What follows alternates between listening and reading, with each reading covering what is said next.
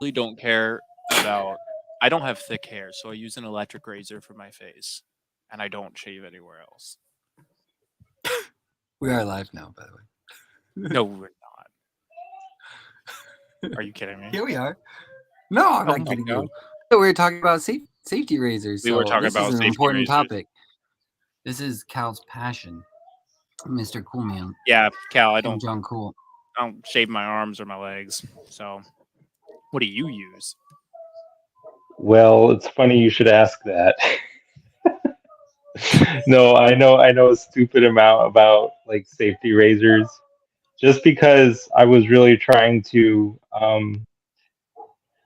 what do you call that when people try to really optimize some kind of area of their life. Um, I was trying to get away from cartridge razors because they just charge you a stupid amount for the They do. cartridges. And and like I bought into a bunch of propaganda that was like, this single blade razor is gonna like be so much better than a cartridge razor. And it turns out it takes longer to use a single blade razor. Like the cartridge razors are there for a reason. Some people they give them like ingrown hairs, but I never got that from a cartridge razor. But I still switched over to safety razors just because after a certain point, after learning so much about them, they just became aesthetically and functionally interesting to me Mm. as like a topic of study. And Disclaimer but I here: don't we don't really own. know. Sorry, I was just going to give the Don't know. disclaimer. We don't know if Federici supports safety razors or not. So we should No, we clear up don't. that before we Disclaimer. get into this. Yeah. But if he doesn't, Also, then the he Trinity should. doesn't support the Trinity or things like that. Cal got me into safety razors now. I own one. Just So one. what's the deal? Why?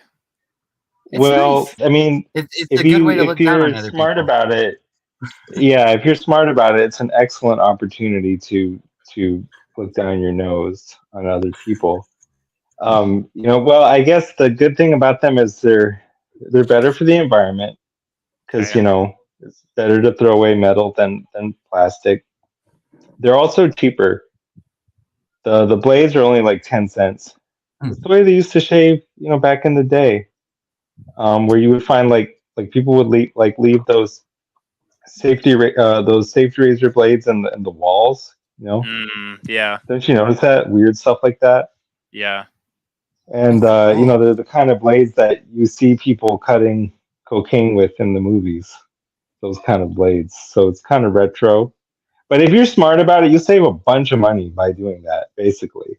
But if you're dumb so about it, like me, and just buy tons of razors just to try them and just really optimize, like now the best safety razor, uh, then you freaking waste a bunch of money. But then you can spend money on brushes and soaps and stuff that's Mm. actually fun to use. it's fun to use. I Is it haven't got Yeah. actually into safe? all the Is different it soaps safer? yet. It's not really less safe. I just never cut myself shaving like with anything, so I don't really. To me, I don't know about safety. I Mm. mean, that really cartridge razors I think are easier and safer than safety razors. Safety razors are just called safety razors because they're safer than straight razors Right. Right. because they have a safety bar. But that doesn't mean they're intrinsically safe. Um, but it's cool when I mean, well, first of all, I mean it's just fundamentally unnatural to get like aerosolized shaving cream out of a can. That's just weird. It's a lot more natural and cool to use a brush to create your own uh, lather. And you got the soaps that have all different scents and stuff like that. Yeah, I can see the appeal. It definitely feels a little bit more archaic, which I like. Yeah, I Yeah. mean, you get the boar. You can choose a boar hair brush. You can choose a synthetic brush, or you can choose a a badger hairbrush, but on principle, I would not use one because I think badgers are like they fall into some cute category of animal where it creates an ethical problem, you know, to use their hair for a shaving Yeah. brush. Yeah.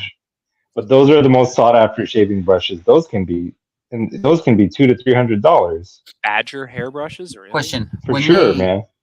When they take the badger, do they have to kill the badger to get the hair? Or can they just shave the I badger? really think so. My friend was asking why don't they just shave the badger? Duh. And I was like, sadly, I don't think it works like I don't that think that. I for don't some think so. reason. How does it not work like that?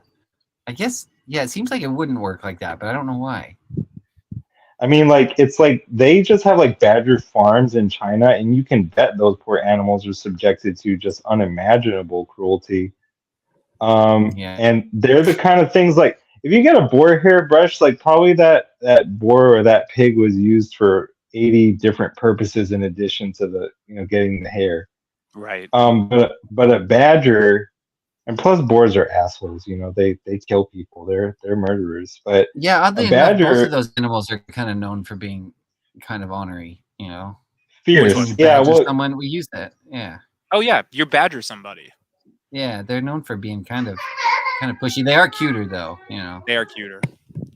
What is that? what I'm saying about noise in the those badgers is that like those badgers on those farms, they're pretty much one gets the feeling that they were bred solely for the purpose of growing up and being killed on those farms, and it's just awful to think about that. Mm. Yeah. Yeah. We So have that's why I don't use the 17 badger comments brush. about straight razors. We have what? We do. 17 comments about razors. Yeah. Have I found my where? tribe and my people?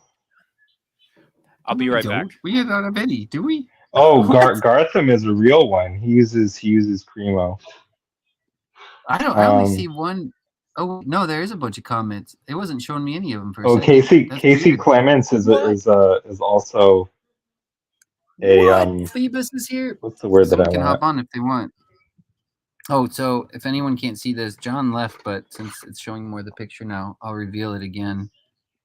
This is me in the top of the ladder, and John's right underneath. So that's our background. Anyway, if anyone can hop on here if they want to, I'll put the link in there again. Yeah, I didn't realize there were that many people. All I saw was guards, and then all of a sudden all of them popped up. But yep, you got me into the safety razors, so now I am. So speaking of saving money, are we going to talk about the bidets as well?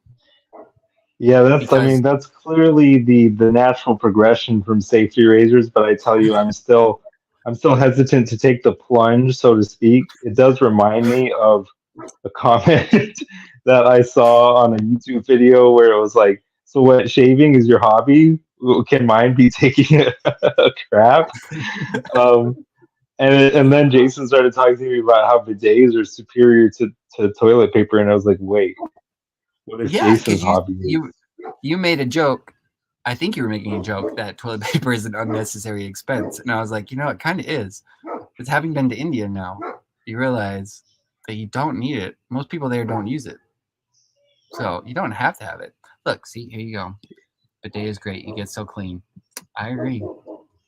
See, that's just I guess I'm too much of a patriotic American to consider felling fewer than 30 trees, per bathroom visit. I mean, like it's almost too environmentally friendly. Yeah. Well, I finally found an area issue with where the I can now look down on you for, it's. I don't know if using a bidet is higher class though. I don't think it really is. So maybe I can't. I don't really know about that. Talking about this one from unnecessary expenses, the cartridge razor. So I brought up how toilet paper is basically. Yeah. Yeah. People. If we would have been using bidets, we wouldn't have had that freak out when COVID happened and everybody bought all the toilet paper.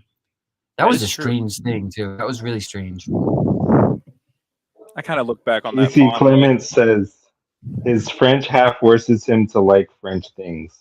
Maybe we should call him Casey Clement. Clément. Yeah. Actually, I'm half French too.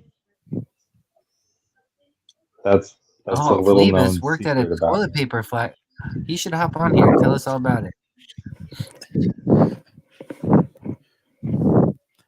I honestly The would love to toilet hear paper about what master. it's like at a toilet paper factory. I know. This could be like one of those. What were those old shows they used to put on PBS where they'd go in different Yeah, I factories know. and you just I see know how the stuff ones was that you're made? How it's talking made. about. I know. Yeah. Get on here. Tell us how it's made.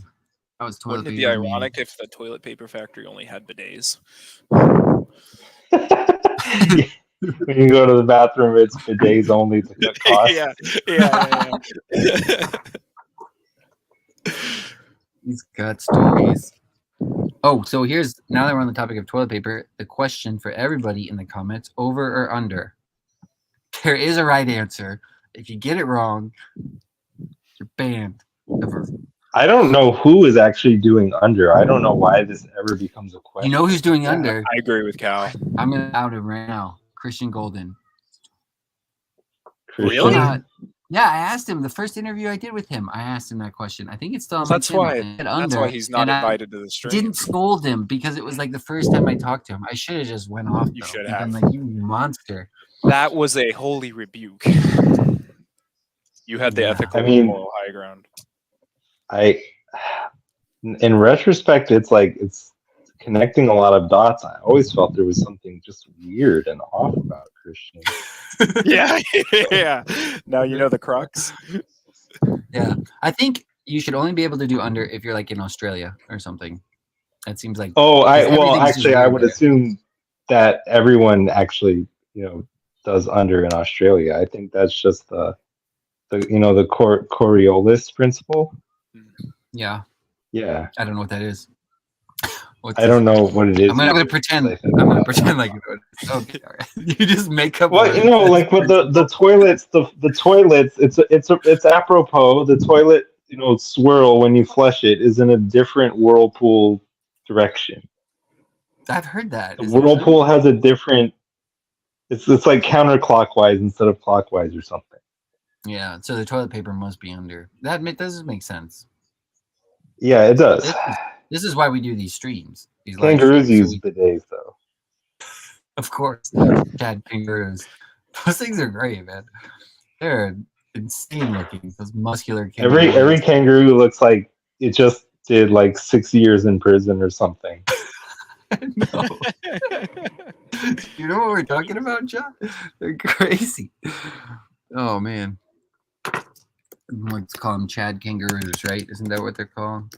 Yeah, I've seen him. Oh my gosh, that's insane. How does that happen? It's crazy. Well, what can you do? Let me see if I can save this image. And this will be our new background. Yeah, that's better. Yeah. Save image as KKK. That'll be easy to find. Uh-oh. All right, so what are we going to talk about now? Where's this conversation going? Should we talk about the Lord? Who's that? Cal's having a The party. dog barking. I know. What is Cal doing? Yeah, we can talk about the Lord. So where We've have already you been got reading the anything bidets in the out of Bible? way. I've been reading anyway- Isaiah. What? I read through the first 9 chapters of Isaiah in halting Hebrew in an interlinear translation. The first 9 chapters in Hebrew? Yeah, How is it going? Is it just like, I mean, are you able to like kind of get into it, or is it just like kind of really tedious right now? I'm just sounding out the words, but I don't know what the words mean. But I'm using an interlinear, so I can see the translation right there under each word. Oh. How is that? Yeah, What's that like? It takes a long time. I know this from when I did the same thing with Greek. My Greek scanning is pretty good now, but it takes time to kind of set those patterns into your neurons. It's almost like muscle memory, Mm-hmm. in the sense that it just will. You have to be patient. The process. I gave up guitar because I didn't want to. I got frustrated where my hands weren't moving at the speed of my mind. And this is a similar thing where you have to give it a. It's not going to happen at the rate that you want it. There's something almost involuntary about being able to read. You just have to wait for those patterns to get wired in. But then once they're wired in, like it was 2 years ago that I taught myself to like decode the Greek. But excellent, tasteful background picture choice, Jason. But once I taught myself to do that, I haven't practiced, but I got my Greek interlinear Bible in the mail today. I busted it out, and I scan that much better than I do the Hebrew. It's very natural still, and I haven't practiced it. So, and not that I know either Greek or Hebrew. I'm not trying to give that impression by any means, but I want to. I like to be able to read out the words so that I know how things are pronounced, and if I'm going to look at the original word, I want to know, what it is. I want to, you need that as your foundation. What are you getting out of that? Well, just because at some point, I read the Bible like twice as an atheist, and then you keep reading it, and then like you go through different translations, but you're aware that you're not really getting close to the text, right? Because you're just looking at it in translation, and then you're seeing people argue about the original words. And at some point, it dawns on you that if you want to get closer to the message that you've kind of been circling around pretty much your whole life, and in different ways to varying degrees, then you got to just gotta start. It doesn't take as much time as you think to at least jump the hurdle of reading and decoding. However, to learn the language, I imagine, would be a lifelong discipline to really master either of those languages. So, do you think it's more helpful if you just kind of pick a short section and just do it over and over and over again? Like if you're doing Isaiah, do you think it's more helpful to just do like the first 5 chapters over and over and over? Oh, I don't know. I mean, it would be equally helpful to me in the sense that once I finish like the first chapter, I can go right back to the beginning, and it's just as hard to read it as despite the fact that I already read it once. Because I don't have such a good memory. But I mean, for me, the appeal is like if I would just go anywhere and just see, well, what is this name in the original language? And then I can look at it.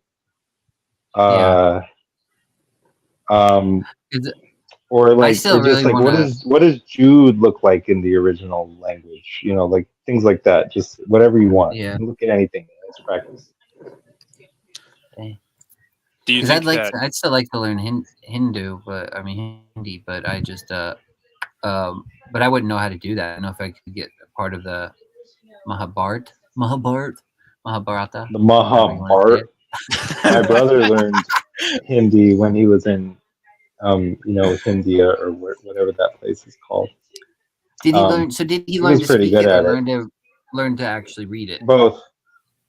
Oh, okay. To an extent. I would love to do that. I mean, the more I look at it, too, the more a pretty language I think it is. Just like the actual text of it. But even when I went there, the kids there know how to speak it, but they don't know how to write it or read it. Which is because that's just a whole nother thing. Like I said, they can all speak like 5 different languages, but they're learning like English and things like that. Trey, what up? Hey man, how'd your date go the other night? I never heard back. He's on mute.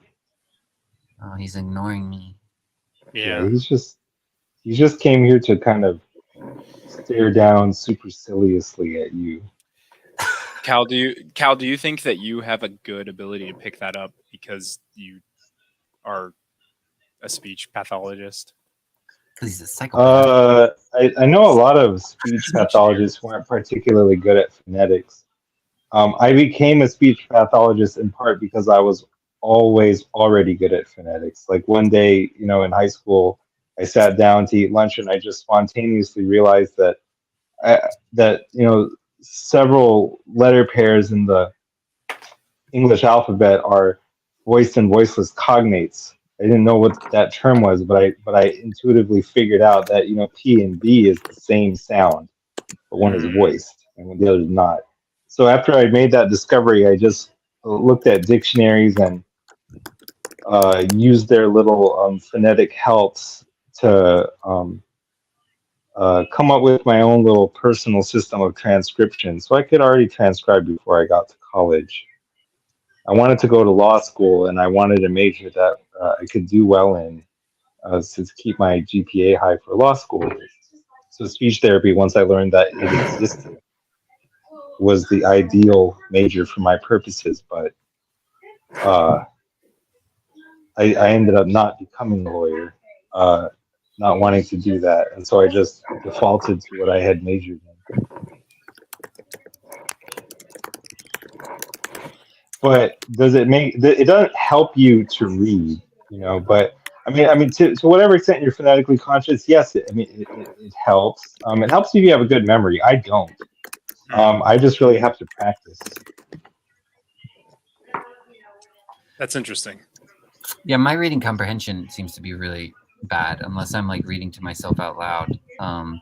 But it's even like trying to learn a little bit of Hindi while I was there. It's like the weirdest thing when we went to Honduras down there, I could hardly remember any Spanish. And then when I went to India, it was like it all just started coming back to me. I could remember more Spanish in India than I can like when I'm here for some reason. I don't That's know. funny. It was really weird. Yeah. But then like all the words I was learning there, I probably forgot half of them now. I remember little baby. That's about it. Cal, what do you think about the stories? And I don't know if any of them are true, but I'm sure you've probably heard of them, of people going into comas. I remember one specifically. There was a guy that went into a coma and came out only speaking Mandarin. Do you know that guy? Well, I've What? heard stories of people like having a stroke or having a brain injury and then like speaking with a foreign accent. But as far as Or that? What legit do you think about that? speaking, well, the foreign accent syndrome supposedly has like a rational explanation. They don't even, upon closer investigation, truly possess a foreign accent so much as a different accent caused by brain damage. So it, like in that way, it's not really that exciting or interesting. Um, Matthew, get on here. Yeah, I was about to say But that.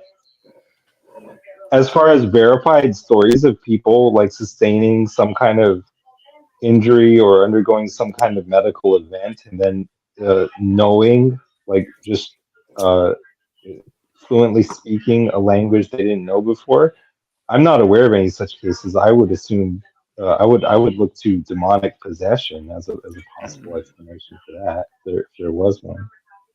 Demonic, like a bad demon. No, I mean like it could. Jason, was there such a thing as a good demon? Well, what about who's that philosopher that had the daemon? I'm Oh, just the Socrates and well his, the one because in if Greek you the got daimon is just a spirit, I think. yeah if you got a spirit teaching you another language, if that's all it does, wouldn't that be kind of helpful? What if you had a demon that just told you the future? That's all it did. Wouldn't that be kind of helpful? Wouldn't there be no reason to cast it out I Yeah, disagree. and we've had and movies and about it. like cost you your whole livelihood? We could talk about the Vavitch. That'd be fun. But Oh, I love I that do movie. want to hear about Trey's date if he wants to share it. Let's. You can. Did he freeze up? Sure. It was good. Yeah, no, that's fine. Yeah. It was good. She came in with moon boots, which I thought was very cool. Like these very like imagine snow boots, but they're like moon boots. She came with those, but it wasn't distracting. It was just like intriguing Yeah. for sure.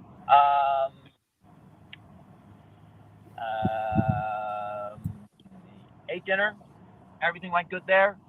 And then I guess the interesting part is she was like, I haven't smoked a cigarette in 3 days.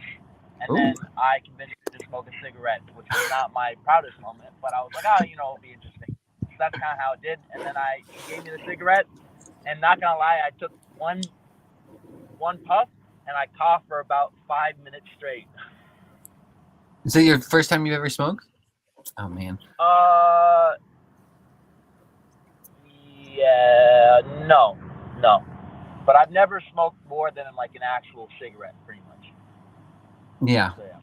Well, that's good. You got to get her, back in her vices so you can bring her down a peg. You don't want her running away from you. There's like a long grace period before you get addicted. Is there? Yeah. I feel like I'm still addicted.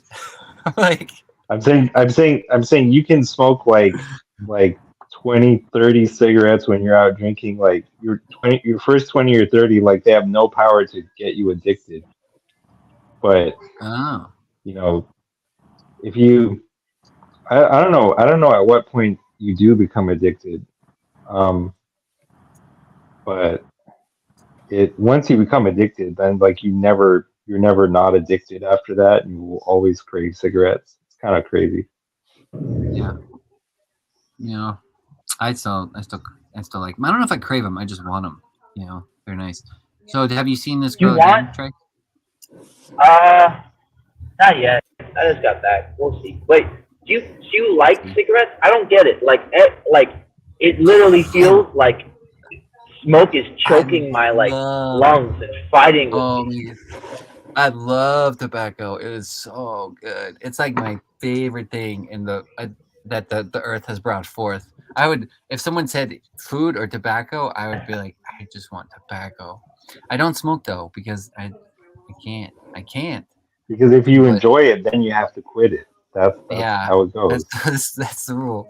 God says, if you like this thing, I take it from you. I'm just. But what makes it good? Like okay. And what point did it start becoming? First of all, it's not like the first cigarette tasted good, right? Well, I started with cloves.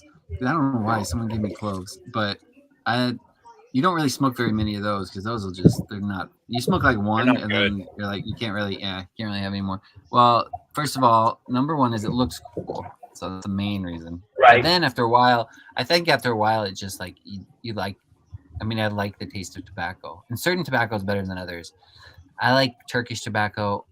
Cal was a fan of Virginia, right? Virginia tobacco. I don't know. So they're all different. The smell of it, I don't know. The taste of it, it's a nice product, but don't do it. It's bad. I shouldn't be promoting it on here. It will kill you. Marlboro was my favorite brand. Okay, I was Marlboro man. Mr. Cool I was a resident of flavor country. Or so maybe it's Flavor County. I'm not. Did you smoke menthols? I never liked menthols. I didn't either. I never liked them either. That's what she gave me, menthol. Oh yeah, I don't like those. Yeah. Yeah, I don't. I feel like most people that smoke that I encounter now are a lot of times smoking menthols. I don't know why that is. Menthols are really strong, right? They're just got a minty tobacco is going to be like the same as non-mentholated, but it just has that that mentholated kick to it. It tastes strong. Yeah, there's a American Spirit unfiltered. That is the strongest cigarette I have ever had. I literally was crawling on the ground. It was. Yeah, that's actually not good either. Okay, Mom. There needs to be a filter. I'm just saying if one is talking about the experience. Spirit sissy. No.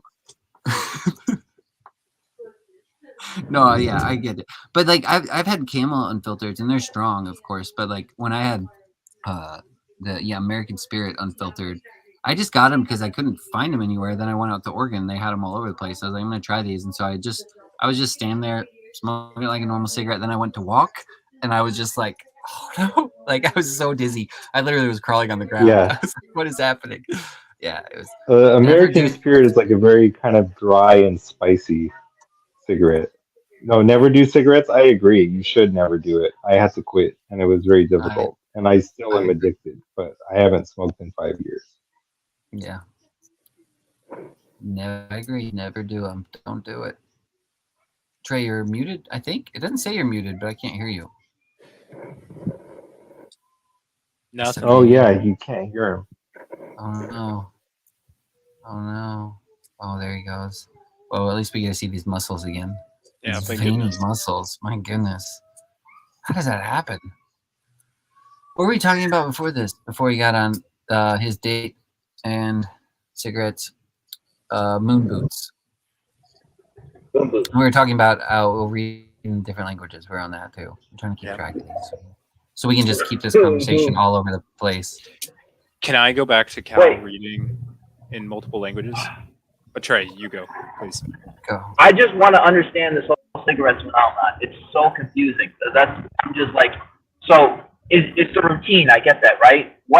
First of all, what are cloves? I don't understand what those are. And like, what is the buzz compared to everything else? And like, doesn't it hurt more than the pleasure? Hurt more than the what? The plunger? The pleasure. Pleasure. Oh, the pleasure. It did for me because we've discovered this. It's related to this pain I'd get in my face through some nerve damage or whatever. So yeah, it hurt excruciatingly bad. So that's not worth it. That's why I can't do it. Otherwise, I'd probably still be doing it. I just like to, God, no. But the menthols, I don't like the taste of them. Don't really like the smell of them. There's certain cigarettes that smell better than others. Most of them, I mean, to be honest, like most people are going to say they smell bad. Almost everybody is going to say they smell bad after they're smoked because it just smells like an ashtray. Like tobacco has a different smell before you light it. Like it'll smell. Sometimes it'll smell kind of sweet, nutty. Like there's all sorts of different kinds. Cigars are always different. Cigars have a different smell and taste. It's a whole thing, man. That's the thing. Once you open that can of worms, it's like you go into the gas station. You got choices. There's just so many, and then you can just be like, I want to try this one next, and then I want to try this one next, and then you find out this one's not good, and this one's. But yeah, it's the buzz is I guess I would say it maybe just takes the edge off. Like I don't actually like the buzz. Like when it made me dizzy and I was crawling on the ground, I don't like that kind of buzz. And I hate that I had that happen when I'm driving and I'm just like, this doesn't even feel safe when it hits you that hard. When it's like you're stressed and you go have a cigarette, like when I was working at Pizza Hut and I finally was like, you know what? I'm just going to smoke while I'm working here. Then I'd go outside and have a break and it's just like, the whole day's there. I don't know. It's like a weird sort of anxiety relief or something for me. I don't know if it is that way for everybody. But I'm not trying to promote it. I don't think it's worth it. It's not worth it at all. But but that would be I would. So it's more the mental routine and what it does for you mentally, right? It does. Is that why? Yeah. Well, no, I mean what's going on is like it's what is it, like some kind of acetylcholine agonist, and it gets into the like there's two kinds of receptors for acetylcholine in your body and brain, and like most of them are muscarinic receptors, but like there's a few nicotinic receptors for acetylcholine in like I want to say the ventral tegmental area of your brain, which is like a reward. It's like in the reward area of your brain, basically. I might have gotten the neurology wrong. And so it's just going to give you a dopamine hit, like right in your, like reptile brain or whatever. And so it's quite literally addictive for that reason, and you don't really know why and can't really explain why. You just have to smoke enough cigarettes for the pattern to be formed, because that's what the dopamine does, is that it solidifies those connections, the neurons that fire together wire together, and soon you associate cigarettes with a positive feeling, and then you crave them. So that's basically what's going on. There's some kind of biochemical reason for it. Yeah, I would say it's not worth it though. It's definitely not worth it. Like even because once, like Cal said, once you do it for a while, then you just kind of it's you can smoke, like you said, like cigarettes, 20 cigarettes in a night or something, and you might feel kind of a little crappy the next day, but then it's just once you're doing it like constantly every day, you just kind of feel, I don't know how to describe it, like almost pressed down or something. And I would personally, I don't like the trade-off of smelling. Like it really affects your sense of smell. Like I can go out, Whoa! it dulls like almost all your senses, I think. Like it dulls your sense of taste and your sense of smell. And so when I was doing it in the fall, I was like, man, before I could go out and have a walk in the woods and you can smell the fall leaves and all sorts of stuff, and then you can't, you miss all that when you're just smoking because it dulls all your senses, or at least I couldn't smell it. So I was like, man, that's not a good trade-off. I don't think it's worth it. But Which I've always thought that was funny, because I don't know if you've ever been in a professional kitchen setting, but people that cook in kitchens also chain smoke. Yeah. And I think you need to taste the things that you're cooking well. yeah, I heard a lot of never do. that's kind of a thing. I think smokers are known for oversalting food because they don't. I've heard that too. Yeah. But I like salty food. Yup. Can I ask Don't Cal my do question tobacco. about reading in different Yeah. languages? Do it. Cal, I was Thanks, wondering Gil. what you've learned from the Bible since doing that. It's really nothing I couldn't have learned just by reading an English translation. Did you learn that Um, Jesus is the Christ? Did you learn that? yeah, I mean, I didn't learn that from trying to, and again, I don't read other languages. I just decode them or sound them out. Did you just deny your Lord?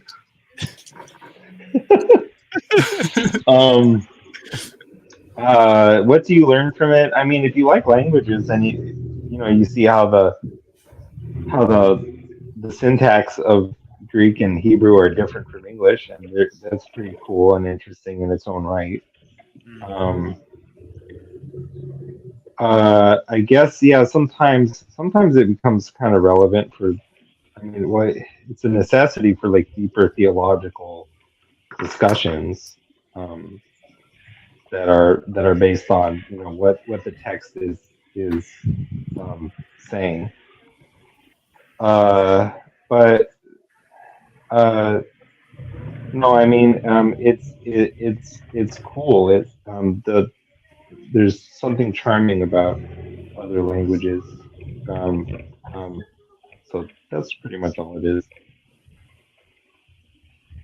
Well, I understand the appeal of, especially with scripture, having the original text there side by side with the translation, right? Yeah. So, yeah. Have you found that as you go through, that has given clarity on some things? Yeah, sometimes. I mean, like if you want to know how a name was actually pronounced, because you read like the Old Testament, for example, and it's like this name, like you don't know how it's supposed to be pronounced. And first of all, it's a transliteration and a pretty bad one. And second Right. of all, you don't even know how that transliteration is supposed to be pronounced. And Right. like the guy next to you in Bible study is going to be saying it a different way, and you don't know who's right and who's wrong, and you don't even know on what principled basis one could claim that so and so was right and the other was wrong. It's like there is no right or wrong with something that's that garbled. You don't know what resource to consult, for the authoritative pronunciation of like the King James rendering of some, Hebrew name. So it simplifies things just to be able to look at the Hebrew and be like, okay, that's actually what it says. And same thing with Greek. It's interesting because I don't know. I feel like there's perhaps not as much of a difference. Well, I don't know. It's kind of a decent difference between how like in Greek, like in modern Demotic Greek, it's not Jesus, it's Isus, or Isu, Right. and then the Koine would have been, I think, Yesu, and then Hebrew Yeshua or Yeshua. I've yet to see it in the actual Hebrew, but There you have it. It's confirmed. Jesus is Lord in Greek, but not in Hebrew. So Cal has just confirmed. What does it mean? Sorry, it's Hebrew, Greek, and Latin. It says on the sign. I'm trying to remember. In Greek is Kyrie, and in Hebrew it's Adon or like Adonai, like Yep. maybe Adon. I'm not sure, but it's that those are the words in Greek and Hebrew. And you bet you know even quite a bit of Latin too, right? Not really. Though in Latin it would be Oh. what Dominus, Domine, right? I don't really know any of those ancient languages. You know what I'm saying? I don't. Yeah. I never studied any of them. I can get by in Spanish. I'm maybe at an intermediate level in Spanish. That's the closest I am to speaking another language. What about Portuguese or French? No, almost nothing. French. I grew up hearing that language as a child quite a lot because my father is from Quebec and my first stepmother was from France. So I heard French spoken a great deal. But I'm terrible at it, and I speak much more Spanish than I ever did in French. And what about a Hindi? Did you ever pick up any Hindi with the Hare Krishna No, stuff? and I've never tried. I mean, well, one other thing I can do is like not in the original Devanagari, but in transliteration, I can scan. You heard me read the Bhagavad Gita verses, right? I can scan and parse the Sanskrit verses quite fluently. I know where to place the stress on a syllable, and kind of like how am I gonna know whether you're right or wrong? You could just be doing that, like you're because just it talking sounds with an poetic accent. and smooth and flowing. That's how you know that I'm right. Okay. I've memorized. How do you say banana? But I don't claim to know these languages, Jason. Banana. But I have. Yeah, banana. That sounds right. Banana. That's how. Yeah, that's how. It actually makes more sense if I'm thinking about it. Banana. It's like, why wouldn't we just say banana? That's my son. He's upset about something. He sounds happy to me. Yes, all as well. I didn't know he had a kid. That's pretty sick. Yeah. Benjamin's great. Met the little guy once. Benjamin. Sorry, Benjamin. We're pronouncing things correctly now. I think Cal would have survived the Tower of Babel with no difficulty. Everyone would have started speaking different languages, and he'd go around and pick stuff up and be fine. He would have been Lord of the tower. He would have, yeah. He would have been the last one standing. Yeah. The speech therapist. The top Tower of Babel. Yeah. God would have to have it again. Have all the languages again. Just because of this guy. He called Nimrod too. Nimrod too. That's good. Mr. Cool Man, aka Nimrod. Yeah, it's in the Apocrypha. I'm sure. I like how I forgot how that transferred over. How Nimrod became an insult. Like how that, like, is Nimrod? You say that now when you're referring to a stupid person, basically. As far as I know, I don't know. I've never heard that. I know Nincompoop. What? No, Nimrod was the person who said to set up the Tower of Babel. Yeah, but if you call someone a Nimrod, Yeah. that's like, I think that's kind of like calling him a stupid person too. I think there's, I'm gonna Google this. Yeah, I with just this Googled it. Chad I Kangaroo. wonder how that happened. Google Chad Kangaroo. Now Google, let's see, Nimrod definition or meaning. Oh, it says skillful hunter. I thought I've heard it as, oh wait, yeah, slang means idiot or jerk. I wonder So how that's that what I came mean. to I be. don't know how it went from there. Yeah, don't biblically, either. it's. I think it just described as a just mighty sounds insulting in English. Yeah, it just has an insulting kind of sound to it. It does. Because Nim rhymes with dim, and rod is that's definitely sounds like it could be the element of an insult.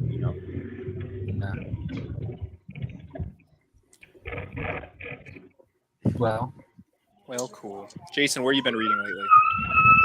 well, I read in Judges this morning. Other than that, I've been where was I? Sorry to leave abruptly. I gotta run. See you cats later. Okay. Good talking to you, Cal. Okay, see you, man. Just seeing you, Cal. I don't know. Let's see. I've been going through Ezekiel slowly. A little bit of Exodus. I've been kind of hopping all over. That's cool. Yeah. Ezekiel's always fun. It's my favorite one. I have to take some time. Yeah. to Other than that, digest Ezekiel. Proverbs and Ecclesiastes usually. Try to read a Proverbs a day and Ecclesiastes once a week. So. That's good. Yeah. What about That's you? good. What? What were you gonna say, Trey? Speak up. Why once a week? I don't know. I just it seemed too much to do it every day. I was too lazy to do it every day. I went through a phase where I had songs every day. For I did that too. probably at least a month. I think I did that, and then I thought, well, maybe I could do that with Ecclesiastes, but it just seemed like it's a little bit longer. So I didn't want to do it every day. So Song of Sounds Songs like you're doesn't just like actually making doesn't. yourself depressed. Yeah. Well, with the Ecclesiastes, nah, no, it actually does quite the opposite for me. Because it just like I don't know how to describe it. When I started doing it, the only way I know how to describe it is it has that weird way of. I think it reaches your heart. It kind of bypasses your mind and reaches your heart because it's just the best way I know how to describe it is like it set your mind on things above and not on things of the earth. I think it does that. It has just this wave through it. It's like everything is fleeting, but in life while you're here, but know that everything's gonna die, but still enjoy life. And then it's like, and so it's kind of like goes up and down. So you kind of don't really get, or at least I didn't get depressed reading it. But then it just seemed to like make me focus on more eternal things and what's meaningful. I think it's the most meaningful book in the Bible. I think that's the most meaningful. I'm trying to think of what I was thinking about this the other day. Job is, I don't know, Job is something different. It's I can't remember the right way to describe it. I don't know. But I like Job a lot too. I just don't read that often. Song of Songs was the same way though. When I was reading that every day, it just didn't really register in my mind. I was just, because it's so poetic that you just kind of read it and just, you kind of do that with poetry sometimes. You just let it like do its work without trying to think about it. And that one's like that. That's basically just like the only way I describe that is that's just like the song of creation or something. And it's like, but then when you say that, you're like, well, obviously because it's two people like Right. in love. Yeah, so it's like duh. But then when you just go start, you can zoom out and look at it on so many different levels, and you're just like, wow, this is Right. I had a similar experience reading through Song of Psalms, but I don't know if I've ever had it bypass my heart and go straight to my mind in Ecclesiastes. I think about it too much. you think about it. Yeah. Yeah. I mean, I think about it Not a really lot too, because a there's feel a lot of that's true. There's some of it like feels almost more like you get.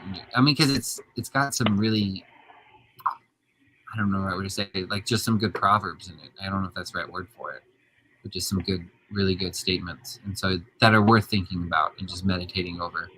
But yeah, maybe it kind of did that for me though too, because I was reading it so much. So when you kind of get into that habit, you'll just kind of almost get in the flow, and so it's not, you don't do that as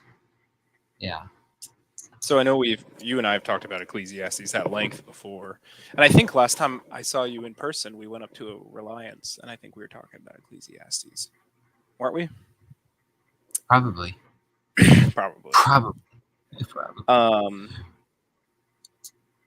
I want you to explain a little bit more what it means to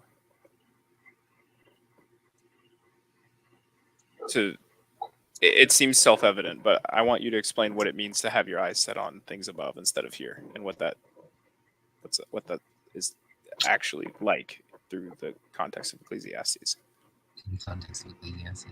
Oh man. Does that make sense? Yeah, I mean, I guess it's just, it just helps you focus on what's eternal, because you're just like, because everything here is just, it's all vanity. It's all it's all just like a breath with the wind. It's going to pass. And so it makes you think on, or at least for me, it makes me think on what's almost like what your work is too. Just like, what are you going to do then when you realize like this life is just a breath and it's here and gone? Yeah. Like, Yeah. how are you going to spend your time? Like, what's actually meaningful in this life to do? What's, it kind of makes you think, well, money's, it kind of keeps you focused in that too. Like, I can't take money with me. I can't take things with me. So what's the Right. purpose? It's all just a gift. It's all just a gift to me. So I might as well, work and give it back. Things like that. I don't know if I'm way off base, but what I have, that's kind of what I was looking to see what your response was, because the way that I have thought and or felt and how I think and or feel is totally wrong all the time about a lot of stuff. So I'm always ready to be corrected. But the way I've thought about Ecclesiastes in that way for a long time has been exactly what you said, is if life is a breath here, then in a way that also makes everything here so much more meaningful and valuable. Yeah. Because it's so short, right?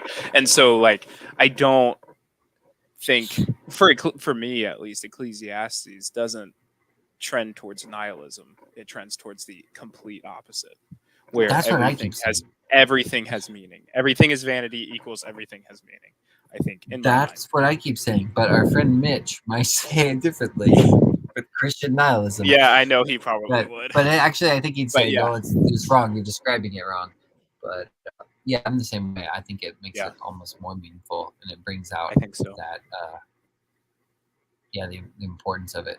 And, yeah, because there's something in there. I wrote that a long time ago. Like, the futility of life brings forth the sanity of mind. It just like makes you think. Yeah. I think it's basically like saying that. What's that one verse in Psalms? Teach me to number my days that I may gain a heart of wisdom. Like, yeah, when you know your life is limited, it's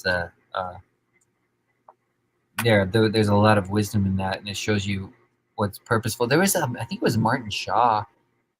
Who was he talking to one time? I don't know if it was Jonathan Peugeot. It might have been on Girl Country, and he was on there. I don't know. He was in an interview one time, and he said he was talking about just like fairy stories and stuff. And he said there's this idea in, because I don't know where he lives, somewhere in Europe, but he said there's this idea that the fairies gather around like a campfire at night to listen to people's stories, and the reason is because they just find them fascinating because we're here and gone, and so it just like the futility of our lives just kind of adds that much more meaning to our stories and everything like that. And there's a weightiness to them that you don't get without.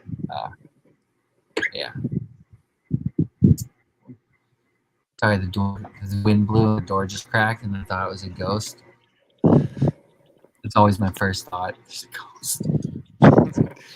No, that's there was really good. Sorry, Trey. Go ahead, Trey. There was you guys might, I'll post it if I can find it. There was a philosophical discussion which brought up this. It was by Capturing Christianity. It was about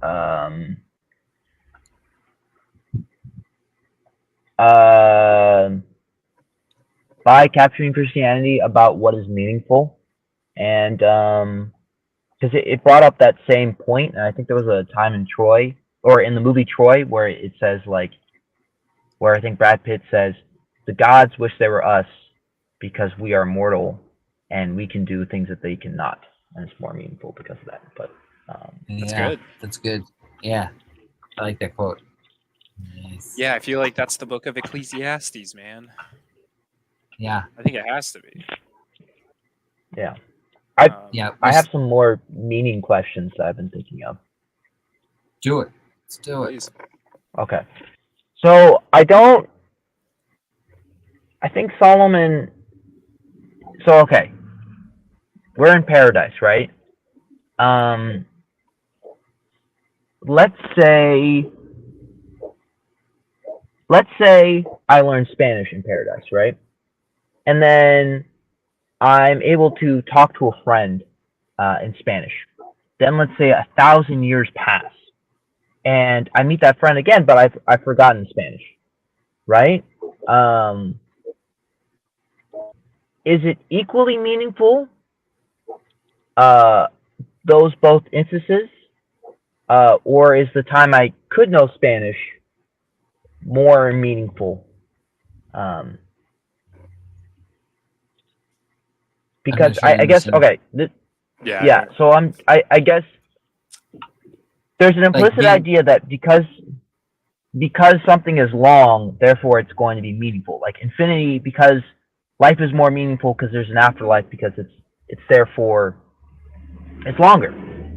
But Yeah. I guess my point in that scenario is it seems that meaning is tied to how you act in the world, and the importance of your actions versus the length. I would versus the length of time. Yeah, I would think so. I don't think time has to do with anything in that regard. If you think about somebody Anything who lived meaning? I think oftentimes a short life has more meaning than a longer life. Okay. Wait, John, you a Christian? Yeah, well, or Yes. Christian? yeah, it Okay, seems like 'cause that's- there's a weightiness I You think go. that comes when you recognize how life's so short. Well, my thought went to music. I think you have artists, Yep. and it's like they pass away, or if they kill themselves or something, it's like then all of a sudden their music gets really popular and people see the weight of it, and it's like, man, I don't know why. I mean, maybe that's a bad example. But But that's meaningful to other people, not the person in question.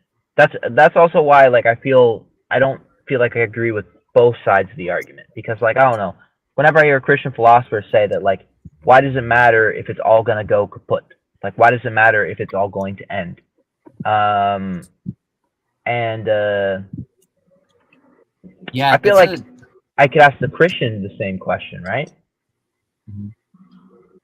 yeah, that's a really good question. I think Like I think Ecclesiastes. See, that's when Mitch kind of will bring that up. Like, there's a weird way where it dances on the border between everything being meaningless and everything being absolutely meaningful, and it just kind of because it's like you can flip a coin and go either way or something at that point.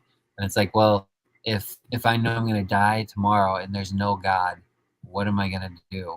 It's like what am I gonna do? Am I gonna just get mine and go, or am I gonna like at least do something? Like I don't know. That's a good question to ask, because it would kind of make you confront nihilism if you said the world's gonna end tomorrow, everyone's gonna die, like there's no God, there's no afterlife. What do we do? no no Do no we no. just kill each other? Well, no, wait.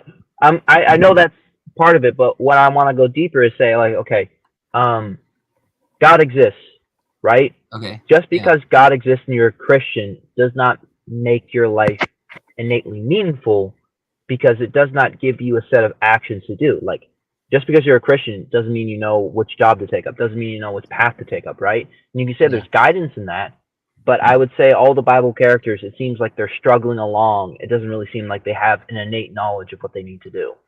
Yeah. If that makes It's sense. a good. Yeah, I mean that's good. I never know what I'm supposed to do either. I think I disagree respectfully, Trey, because This what is why, Jason said,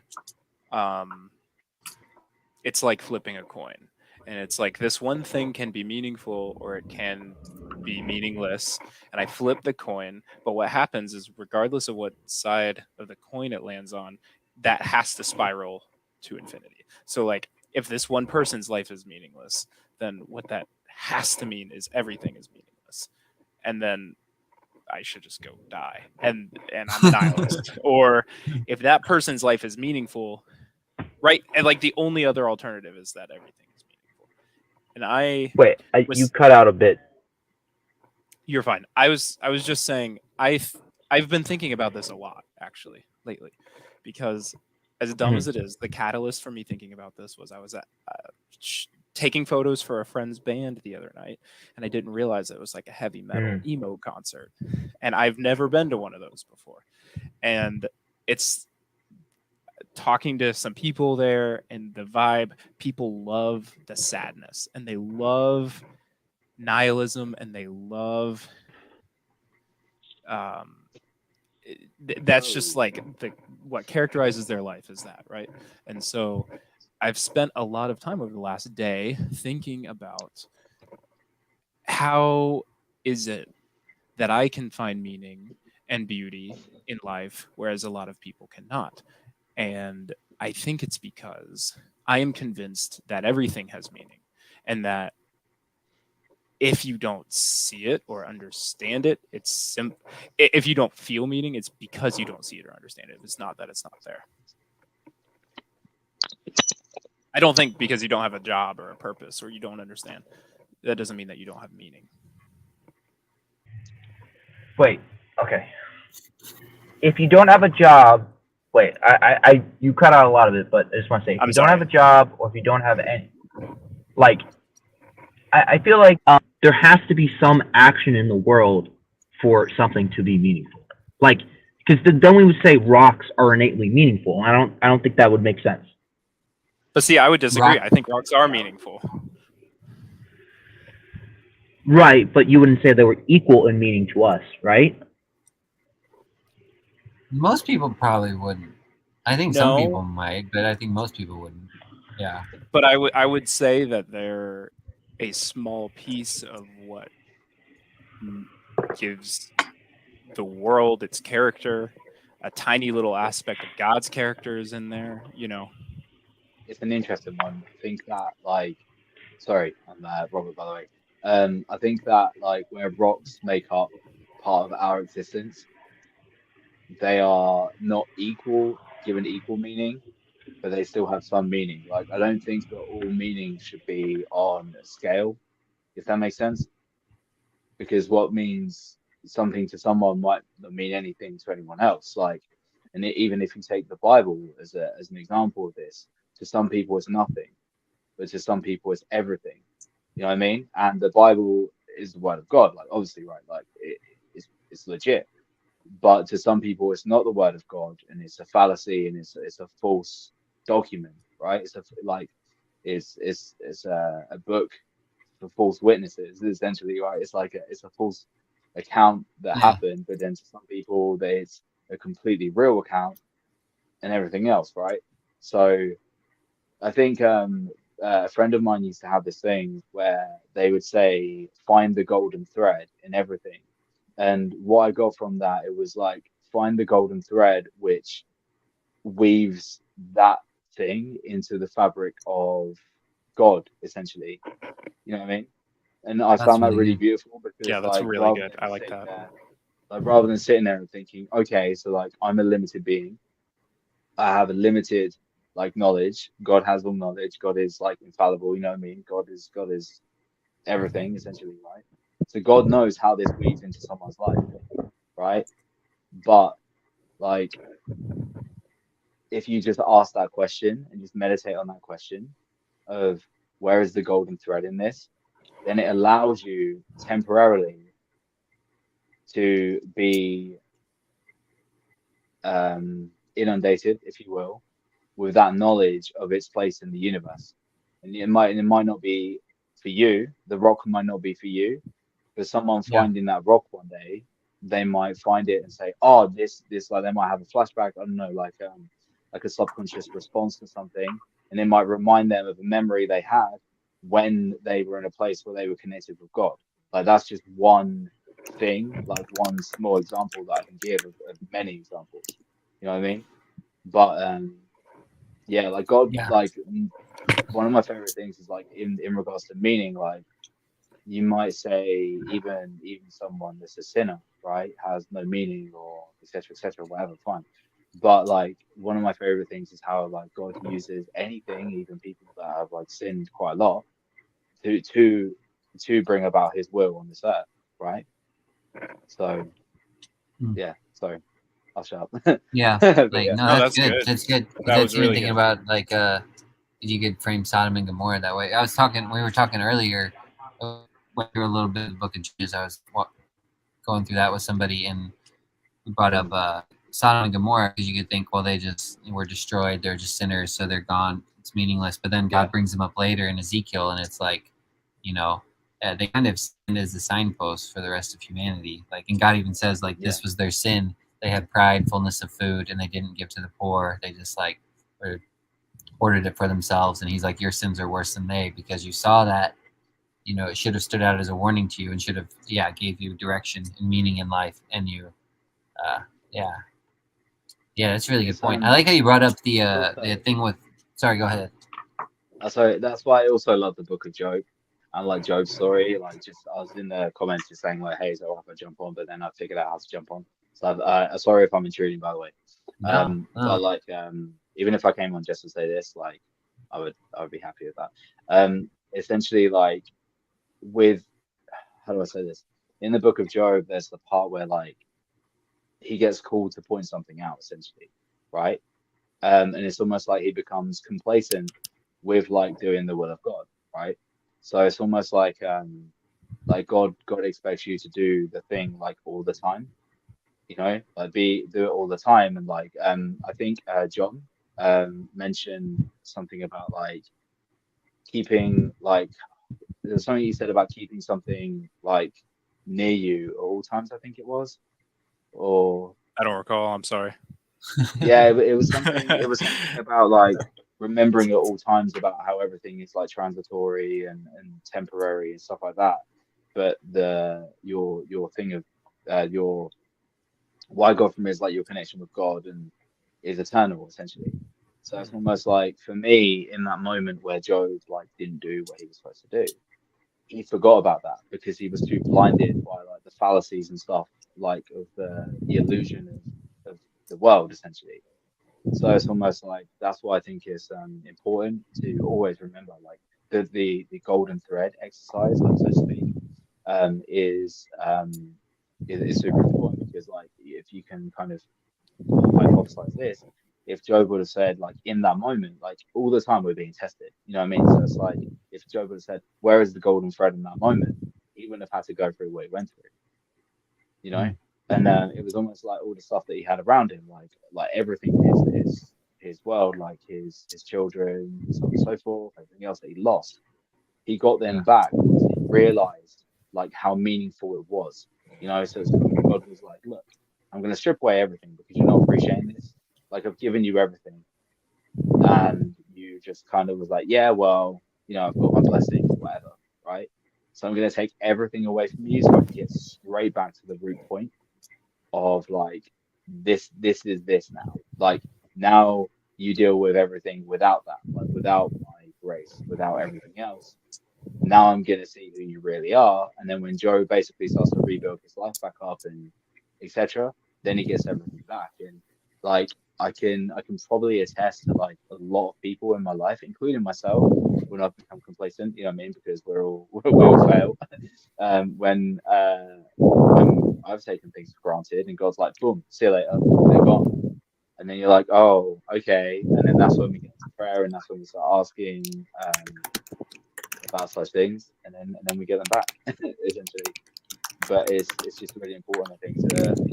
There's a band, there's actually a metal band called the Devil Wears Prada, and they have a song, and it says I think the song's called Sassafras, and it says like the lyric is like keep this on your eyes, keep this within your eyelids or something, and yeah, essentially like yeah. So it's just about obviously your connection with God. So, but yeah. Yeah, that's good.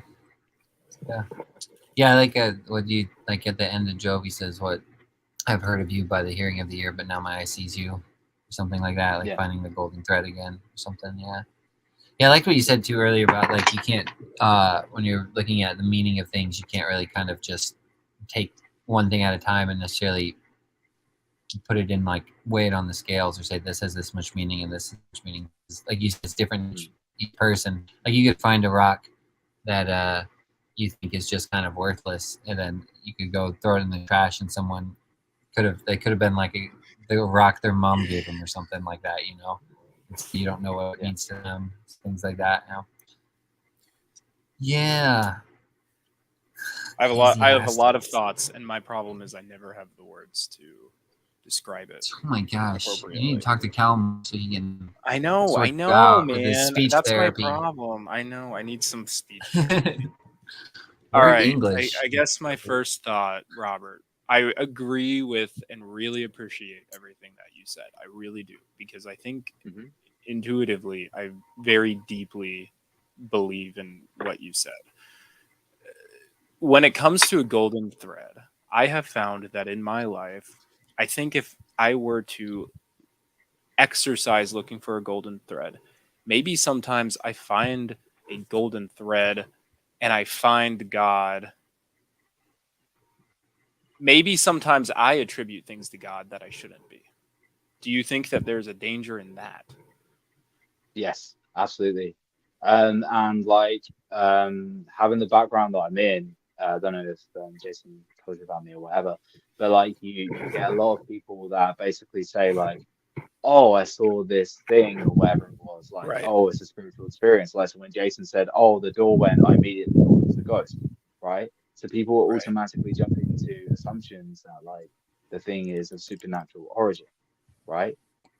And then it can create this entire path for them to follow. You know what I mean?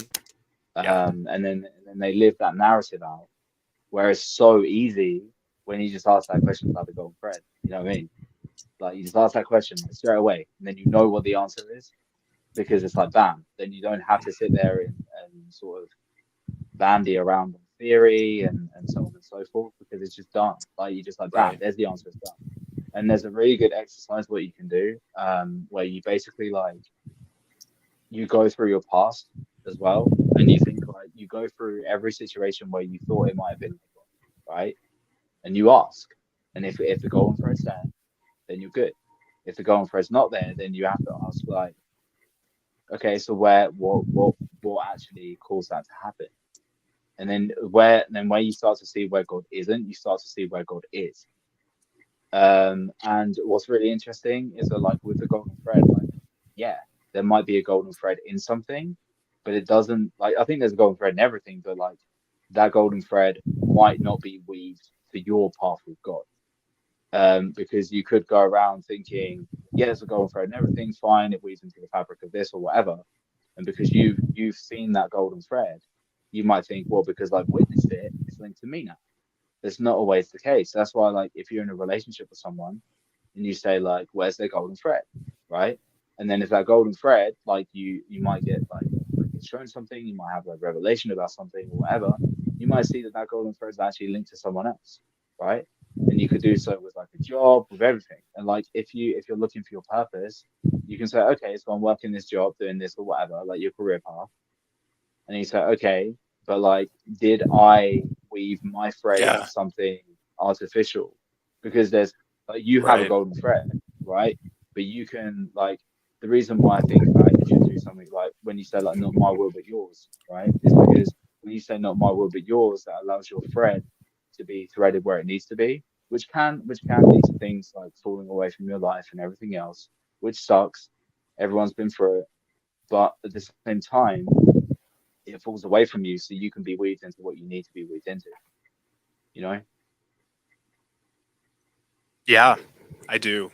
It sounds like to me that kind of what you're describing it would be what I would probably coin trying to be very attentive to the work of God through the Holy Spirit in my life. That's probably what I would call that. Yeah. But that sounds very much like I think what jumps into my mind as the golden thread, and we probably have a misalignment of definitions here, is Yeah. is Maybe. is something that like I don't even have to seek out, but is given to me most of the time retroactively. So or like in ways that I don't even understand. So it's funny that he said rock because I actually do have this is so dumb, but it's true. I do have a very small rock that was given to me by somebody, and it feels very special to me. And there's a lot of meaning there. And I know there's a little Me? golden thread attached to it. Huh? Was it me? Did I give you this? I rock? actually do have one of the ones from Alliance still. It's very special. Okay, yeah. It's yeah. Okay, but this is not that rock. No, This one no, isn't not the as one I'm thinking meaningful. of. But Okay. or you have an experience and it seems benign in the moment, and then a year or two later you realize it was one of the most impactful things you've ever experienced. And it seems like to me that golden thread is almost something that's given by grace to you, right? Like the glimpses that you see of it weaving everything, that's like those are the best points in my life. Does that make sense? Yeah, where it feels So- more Yeah, like but a gift rather than you. I think that like where you said like they were most given to you, so you don't have to like seek them out, right? Yeah. So like I would say asking you shall receive, right? Because those moments in your life, like what I found with God especially is that like the more I seeked, the more I asked him, whereas a golden friend is, I have more of those experiences. Right. So like it was less, and I think there's like a thing, like I'm not gonna say it's wrong. I'm not gonna say that like I'm super Christian and everyone else is rubbish. I'm not saying that at all, but like I think that like when you ask more, you have more of those experiences. But like I think that people don't ask, like people forget to ask God sometimes. You know, they sit there and they wait. Like Jason, I watched your interview with Merrily, which was awesome, by the way. Like I loved every minute of it. It was Thanks. like when you said about like, oh, sorry, please, please. No, you go ahead. Sorry, I just said thank you. Yeah. That's all right. When you said about like you'll get like contact from the spirit or whatever, like you have a spiritual experience, like you'll wait because you won't be able to piece it together at the moment. You'll wait and see if it makes sense later on. By asking the golden thread comment, like the golden thread thing, you can weave it together much faster, which means you can step with that. You know what I mean? And this for me, the golden thread thing, like you can do it with loads of stuff. You don't have to do it with the golden thread. You can just ask like God, what's your plan with this, right? Or whatever. And you get it. Because he does. That's what he says. And he says, not at the moment, but I'll tell you later on, right? Yeah. But like the more you do that, the more you step in, like the more you walk with God. And God's not like, because how many times like in your life has like there been an issue and like it would have been fixed so much quicker if you just said like God, like you come in, like tell me what's going on here, you know what I mean, rather than sitting there in like anguish or anxiety or turmoil. God doesn't want us to feel that, you know what I mean. God would much rather say, ask me what's going on and I'll tell you, you know. So yeah, it's for me it's just a device in order to like get back to equilibrium and get back to walking with God like that much quicker because like as previously mentioned, like everything in the world being like temporary and stuff like that, like it's very easy to get caught up in that, you know. So like the quicker you can get back into the flow of things, like it's so much easier. But you have to be honest with yourself, you know, like that's why like I think like praying every day is super important because it feels like a discipline in us. You know what I mean? A discipline that we have to follow. So like even if we don't necessarily trust ourselves that day, like that discipline's there as a crutch. It's not a crutch, like it's there as an entire support system. That's why I love Psalm 23. Like Psalm 23 is like important. Like it's so important. But like I've done quite a lot of studies into the Psalms as well. And like even praying the Psalms and for specific things. And like the Psalm 23, like when you break it down, I think is fundamental to our life, like our waking life. Like it's got everything in there. It's got a support system. It's like God lays me down in green pastures. Well, if you're struggling with finances, you say God lays me down in green pastures, right? So like God's laying me down in the place that I will accumulate the wealth that I need. Like you break it down, you break everything down, so you're good. And you can do the same with the Lord's Prayer. You can do the same with like everything, man. But like you have to, like for me, it's the act of it's weaponizing prayer against the illusion of reality. That's the best way I can put it. And that's Jason when we were talking about like Christian mysticism and stuff before. Like I think that it allows us to not just like repeat prayer, you know, like robot, like parrot prayer and stuff like that. It allows us to actually use prayer as a device in order to bring us in line with God. And that's why such techniques as the golden thread is like another thing you can use. So you understand it, you know, or not understand it, but like, so yeah, it vibes with you a lot better. Yeah, I like that a bunch. I like how you said weaponizing prayer against the illusion of reality. Is that what you said? Yeah. That's what I like how you phrase that. Like I could see some like maybe some people would say like, you know, reality is not an illusion or something, which I mean I don't think that's how you meant it at all. I think it's kind of like gets back to the Ecclesiastes. It's just like there is a fleetingness to reality, and when you use prayer in that way as like almost a weapon, it cuts it cuts through this world of shadows we live in, you know, and you see the true thing behind the eternal stuff. Yeah, that's really good. I also like something you said earlier too. You said when you're talking, I mean, I really like the idea of the golden thread. Following that, I'm actually finding that quite convicting. Thinking about it, because even thinking like, you know, like living like right now, I'm at home with my parents, and I kind of want to get on the road and go somewhere, but I'm like, I could just be at home thinking, what's the golden thread here, you know, and then just enjoying every moment and finding like just there's like go sit down at the dinner table with them, and it's like, and the dinner table is just like, you know, the table's made of gold all of a sudden, like you said, because I'm just following the golden thread. And I like that you said like almost like walking with it, like walking with God. Like you're not really, it's like you're doing it and you're following it to your best ability, but at the same time saying thy will be done, and looking for the, almost in a way, just being thankful and grateful. It just, that's really good, man. It's really interesting because like in what some people would call magic and stuff like that, is like you don't need it. And this is what I always try and teach people when they come to me and they say, "Oh, teach me magic." I'm like, you don't need it, man. Like you just need like just sort your relationship out with God. That's it.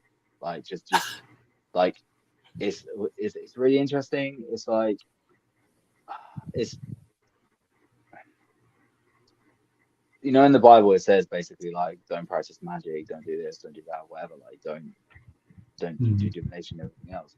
It's because the lead up to it is like, and the parts after it is like you don't need it. You know what I mean? But like what I try and like say is that like fine, like if people were in that environment, right, and that's the way they see the world, okay, then how do you get them back to God, right? And you have to talk the language of the people. You know what I mean? You have to talk in terminology and stuff they understand. And like this is what I was saying in regards to like working with saints or whatever. Like when you work with saints, when you build up a relationship with saints, when you ask saints to pray for you and intercede for you, essentially what it does is like eventually that saint is like, yo, so I interceded for you, like I prayed to God for you, God gave you all the stuff. How long is it until you realize that like God's here, like God's real? If you're asking me to intercede for God with you and God's getting this stuff, and like you're not a Christian, you're in like you're fully like knee deep in your cult, right? How long is it until you realize that God's real? Right? And then it's this like massive aha moment, and then they go, okay, yeah, fine, cool, I'm down with this. Like God's real, Jesus is real, Mary's real, all the saints are real, and everything else. And that's why I love working with saints. Like a lot of the stuff that I said on this, like I wish I would have said in that like episode that I did with you, man. But yeah, it's like people have like when even when like you ask for the word magic in like a Christian like environment, like you normally get like quite a lot of adverse reactions to it. But I think like given the proper time to like explain to people, etc., then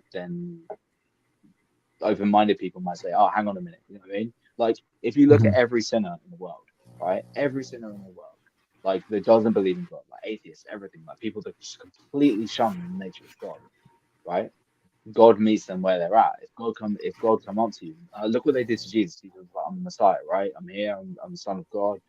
They killed him because they didn't believe him, right? So if God comes up to you and says, "Hey, I'm God," or like God meets you where you're at and says, "Hey, I'm God. I'd like to come into your life. I'd like to come into your heart. I'd like to change everything around." All good. Then the majority of people are just gonna say, "Yeah, whatever, man. Go away." You know what I mean? Like you're not real. You're a phony. You're a big fat phony. Yeah, and then it's like it becomes incredibly hard to convince someone like that. So God will talk your language. He'll worm his way into your life. You know what I mean? He'll become friends with you, whatever, like through people, through experiences, through golden threads, right? And then eventually, bam, he's there. You're there. You're praying every day. You're giving credence to the Creator and everything else. It's good. Yeah, that's really good. Yeah. God, like I was talking to one of the guys on the group, Matthew, I think his name was, and I said that God is like God smuggles himself into places, like, but he does it. He's so intelligent with it. He's so intelligent. It's like perfect, and he's always at the right time. He'll jump out and go, "Pow! I'm here," and then like, "Whoa! Where did you come from?" You know what I mean? And then it's just this like mad, like you look back at the entire thing.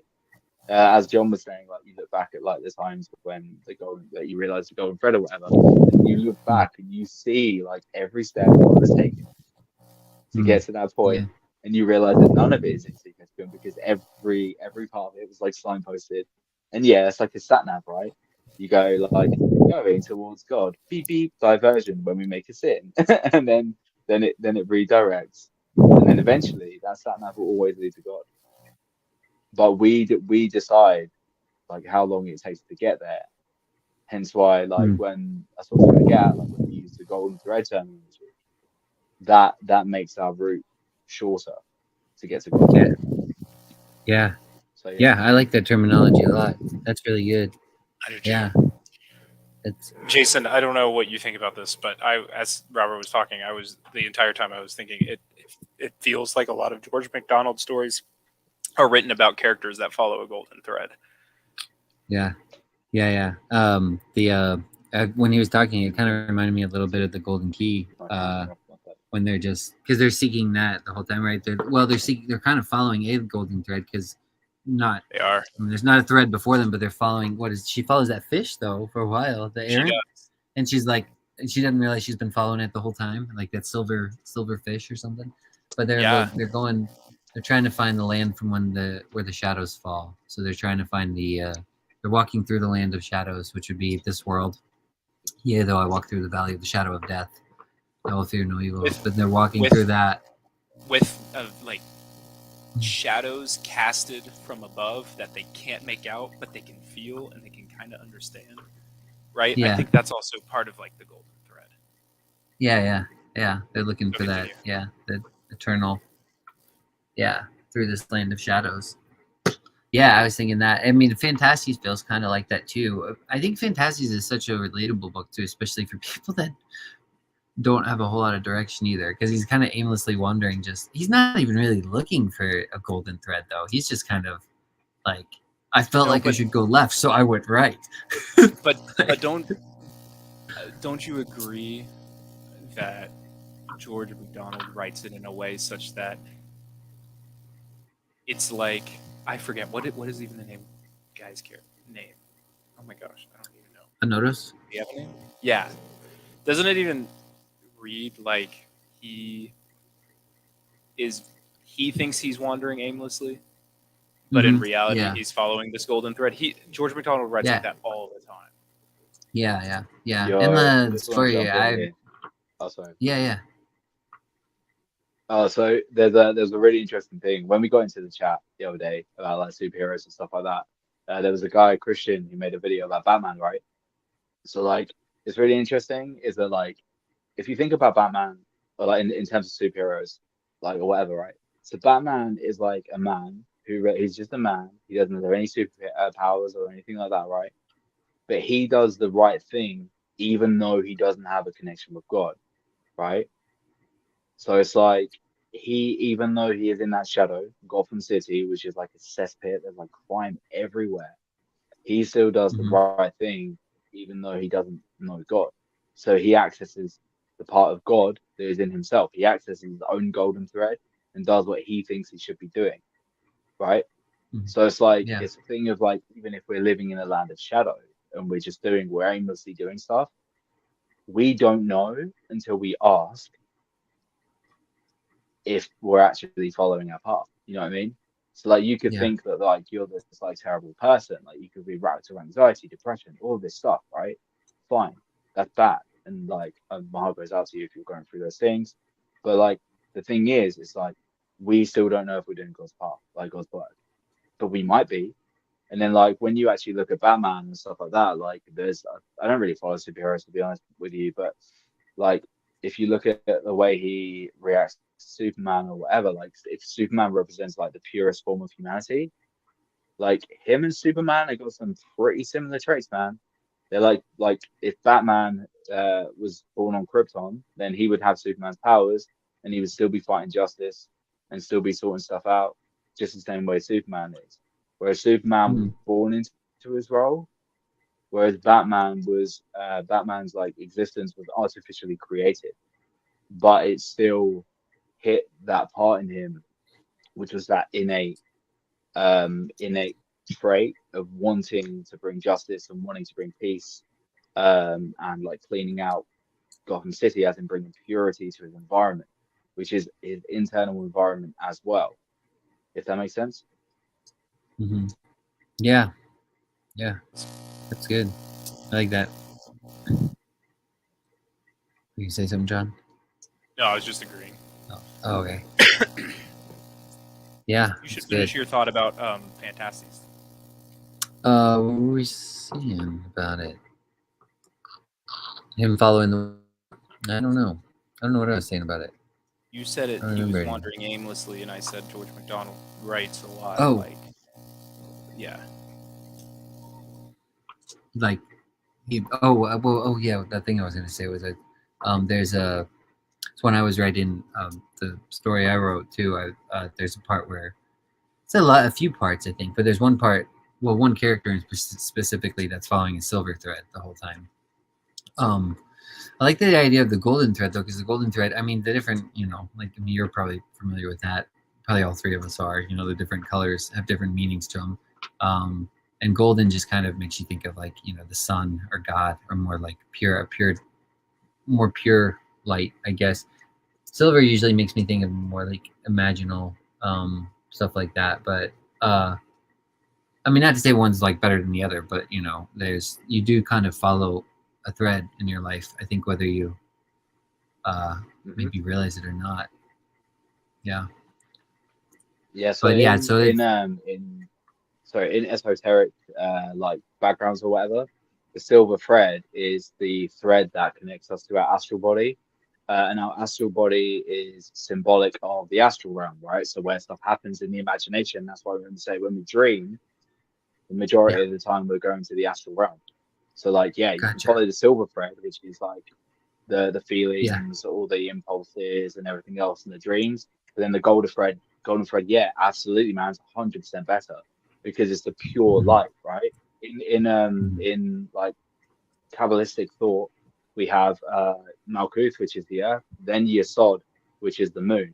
And the moon is like the lunar influences, which is the silver light, right? So when we talk about the silver light of the earth, the majority of the stuff on the earth is illusionary. Like, it's because the light is shining through the moon in Kabbalistic thing anyway, because directly above it you have Tiphareth, which represents the sun. So that's where Christ is, right? So yeah, like Yesod is like it's really interesting, like by like chanting the names in Hebrew. Like there's like Shaddai El Kai, which is essentially like it linked with Yesod, and then you had like Yod He Vav He, Eloah Vidath, which is connected with Tiphareth, right? So like that is intrinsically linked to the energy of Christ, which is like it's super interesting. Like when you just sit there and just like yeah, just do it. Like you can do it as an exercise, or you can just say like, show me the silver thread, show me the golden thread. Like it works just the same because like even though that you might not know the correspondences or whatever, like we are like if I don't know how like superimposed over our body, like we have those things in us already. That's why when you have the Sacred Heart, like with Jesus, like the Sacred Heart of Jesus, that is Tiphareth because it links to the heart center. So yeah, it's super interesting, man. Sorry, I was just as you were talking, I was trying to find where the psalm was. I didn't know which. I was googling the verse. It's a verse as we were talking about, the silver and the golden thread. I'm gonna look it up in my Bible real quick. Psalm 68, verse 13. It says, "Though you lie down among the sheepfolds, you will be like the wings of a dove covered with silver, and her feathers with yellow gold." Wow. It just made me think of that. I love that line. It's just such beautiful. That's what I mean. It's just so pretty imagery too. A dove with wings of silver, covered and feathers covered with yellow gold. Amazing. Yeah. Yeah, the dove is Is it cutting?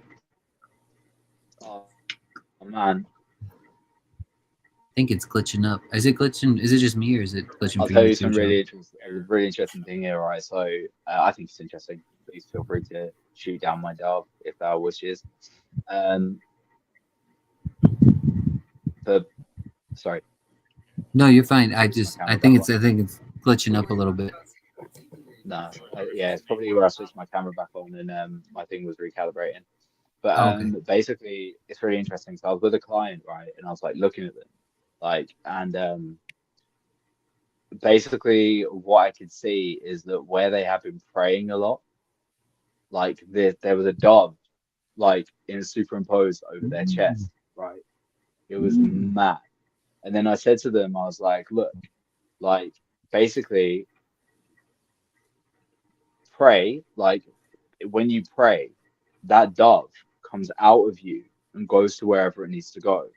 And that's why I was talking about Psalm 55:11, where it's like, so shall I send my word out to do that which I accomplish, etc., etc., etc. Right? Yeah. I kind of mangled up the stuff there, but yeah, like the point is there. And basically, when we pray, we send that dove out to do whatever we need to do. But if the reason for prayer and the want like isn't pure, that dove won't fly. You know. So like when you were talking about like the wings of silver and is it the feathers of gold? Something like that. Yeah. Yep. Yeah. Yeah. So it's like that has to be pure. You know what I mean? It has to be pure in order for it to go out and do what it wants or what it needs to do or you want it to do. Otherwise it can't fly. Because what I actually envision it as like the wings are made of lead, like if it doesn't fly, you know, and if you start looking at like alchemical symbolism, we transmute lead to gold, right? So it's like until we can purify our intent about what we want to pray for, then like it's going to be flying with wings of lead essentially. So yeah. Oh wow. Yeah. Yeah, that's good. I like that. I was trying to find this when you were talking about someone's prayer being like a dove.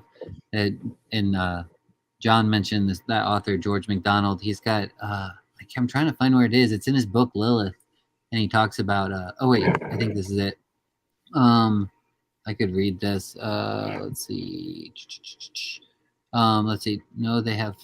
Let's see. They need help from each other. I don't know where to start. I'm trying to find where to start with it real quick. Let's see. Where are you, Jason?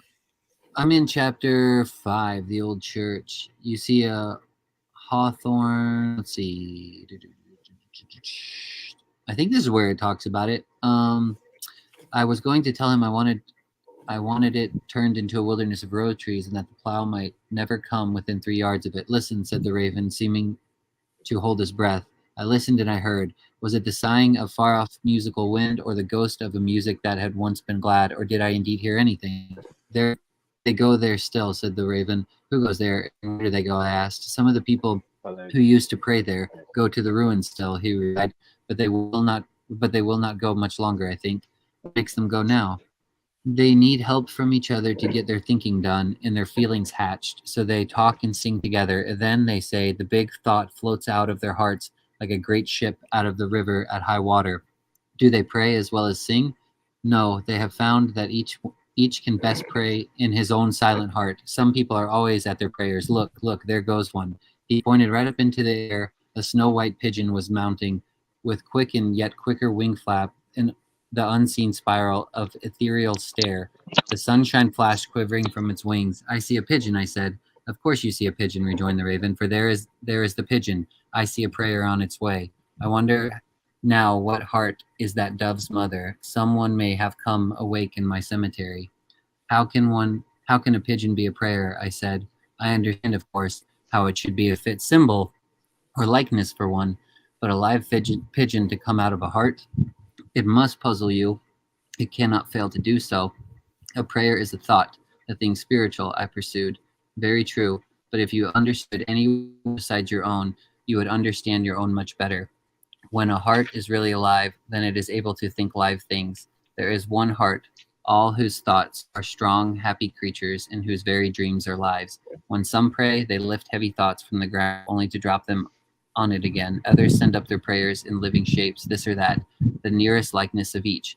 All live things were thoughts to begin with, and are fit therefore to be used by those that think. One says to the great thinker, here is one of thy thoughts. I am thinking it now. That is a prayer, a word to the big heart from one of its own little hearts. Look, there is another. This time the raven pointed his beak downward to something on a block of granite, and I saw a little flower.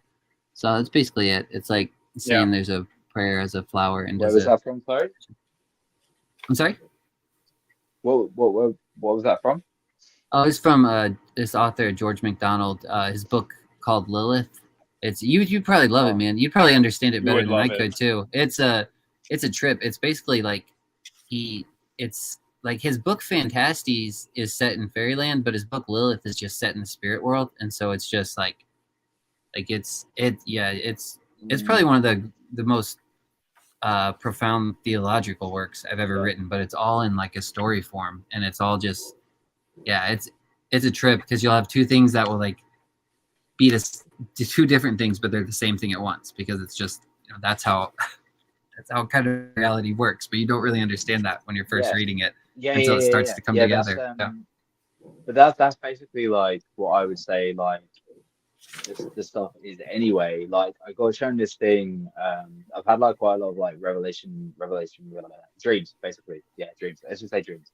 And essentially like I got shown like how it works, like how reality and stuff works, and it's really interesting to hear that and to base it like and to sort of place it side by side with what I already know, because it's so legit. I cannot put it into words how legit it is. It's like it's legit. Like, how do you like yeah, I don't know. I don't have the vocabulary at the moment to do this, but yeah, it's so good. It's unreal. Yeah, I understand. Yeah, George MacDonald he's a master at that too. Like just trying to find having the right language for it. Some of his stuff is really, it's almost like cumbersome to read too, though, because he's like, you're trying. Yeah, it's hard to put that stuff in the language, but he's a good author. He's dead now, but yeah, whatever. all the good ones are. He's going back to life. It's coming back to life again, resurrected. G-Mac from the grave. I don't know about that, man. That sounds a little heretical. Actually, do you know what? Like, what I'll get onto it now. You're going to talk about like in the necromancy, but that's a perfect segue into it.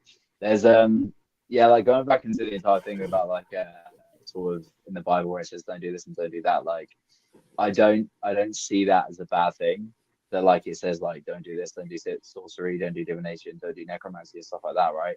Because like what you had and what you have nowadays is actually like a whole bunch of people like messing with the occult when they don't know the forces that they're messing with, and basically like what they're essentially doing like by doing that is going against like God's law essentially, right? But like what you essentially have is like how do I say this? God does that stuff essentially, but in pure form. Like he would like use like he would make an apparition appear for like someone to deliver a message that would bring someone back on their path to holiness and stuff like that. You know what I mean? Like he will make miracles happen that some people consider spells and some people consider magic, not because like it's magic or because it's spells, but because it's what needs to happen at that time, you know. And that's why like when people say, "Oh, who's your favorite magician?" or "Who's your favorite occult practitioner?"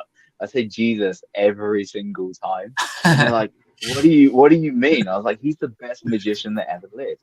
And they're like, "What do you mean?" And I was like, "Well, like if you like discount the infant gospels and stuff like that, actually no, actually include the infant gospels. Like I know some people like view them as like non-canonical and stuff like that, but if you actually take them into the account, like Jesus, when he was younger, obviously he had the power that he's always had, but he used it in a way which was unethical and irresponsible. You know, I don't know if you ever someone into victory and stuff like that, like, quite interesting, and like letting people die and then bringing them back to life temporarily. Just yeah, story. You know, like, I feel like I'm missing a bunch of good stuff. It's glitching up. Yeah, yeah, Robert, oh, you're no, cutting sorry. out real bad. Oh no, oh no.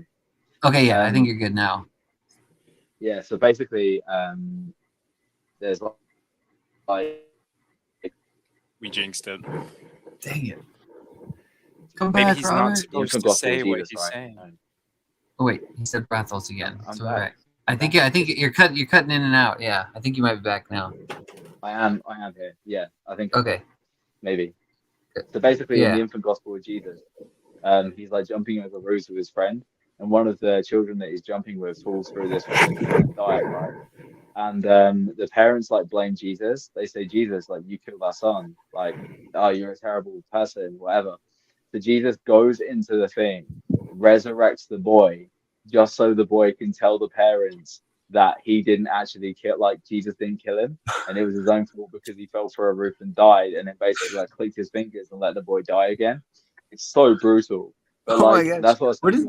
is- Like, yeah. What is that? What is this from? It's the infant gospels of Jesus. It's like The a Which is infant non-canonical what? gospel? Yeah, it's just look up That's the infant fun. gospel of Jesus. Like it's really interesting. But I'm basically, if doing you it. look at the infant gospel of Jesus and you take it like allegorically, as in like using God's law and God's powers and stuff in an irresponsible way, basically like how it ends is like Jesus, like Joseph says to Jesus, like you can't use your powers for this stuff, like and he basically makes Jesus like undo everything that he's done, and basically bring the town back to peace. Right? It's super. It's really cool. Even if you look at it Interesting. allegorically in regards to like using our powers or using like our God given powers and That's stuff or really. whatever. Yeah, like It reminds me. particularly. Sorry. Guys, I gotta jump in here Oh, real no, quick. I have to go to bed. I'm sorry. Okay. I'm Yeah, very lame. I'm getting very I can sleepy. probably head out too. I was just gonna say that kind of reminds me of some of the Hindu stories too. Like I think Hanuman, it's kind of there's a similar thing where he's got all these powers and he's just like using them for fun, and they have to be like, no, Yeah. like stop it, you can't.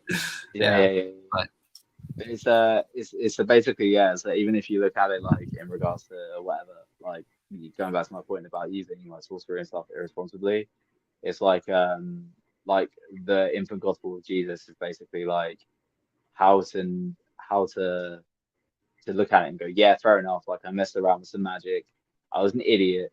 Now I'm going to use it for good. You know what I mean? oh And wow, then you look at yeah, how Jesus uses it in the later things of like healing people and casting out demons and whole stuff like that. Like yeah, yeah, and then he basically grows up. You know what I mean? And becomes the well, not becomes the Messiah, but he steps into his role. You know? yeah. So That's cool. yeah, Yeah, I'm pretty definitely cool. gonna have to check that out. That sounds like a trip. That sounds fun. Yeah, It's but really interesting. Like when we was on that group, like that's what I was gonna actually like start talking to about. But like I was like, nah, I'm just gonna like I'll bounce. So like because it wasn't. I don't think there was any real point of getting into it. But like yeah, it's cool. It's definitely cool, man. I definitely yeah, recommend it. Yeah, it's super nice. that sounds fun. Yeah. All right, man. Well, I guess I'll end this here. I probably gotta hop off too. I've been on here for almost 2 hours, so and plus it's Yeah, starting no to rain problem. on me a little bit. But yeah, Yeah, thanks it's for hopping raining on though, here, dude. That was so cool. No, I'm really glad you hopped on. I wasn't I saw someone in the comment that I didn't know that was you, and when you popped in, I was like, oh heck yeah. So yeah, glad you got a chance to Yeah, hop on here and hang out. Yeah. Anytime too. If you see me, I absolutely. don't know if I don't know do these live streams, but usually if I every once in a while I'll just start one and see who joins in. But Yeah, thanks for doing no it, man. problem. If you All right, if well, you want to talk about like if you ever want to talk about anything more like in regards to like Bible stuff, whatever, like on streams or whatever, like on videos or whatever, definitely up for it, man. Definitely up for it. yeah, Like, yeah, the Bible yeah, is cool. my favorite thing in the world. So yeah. All right, cool. Yeah, man. That sounds great. All right. Well, have a good night, man. Thanks again. It's great talking to you. You So. too. Cool, man. Thank you. I'll see you in a bit.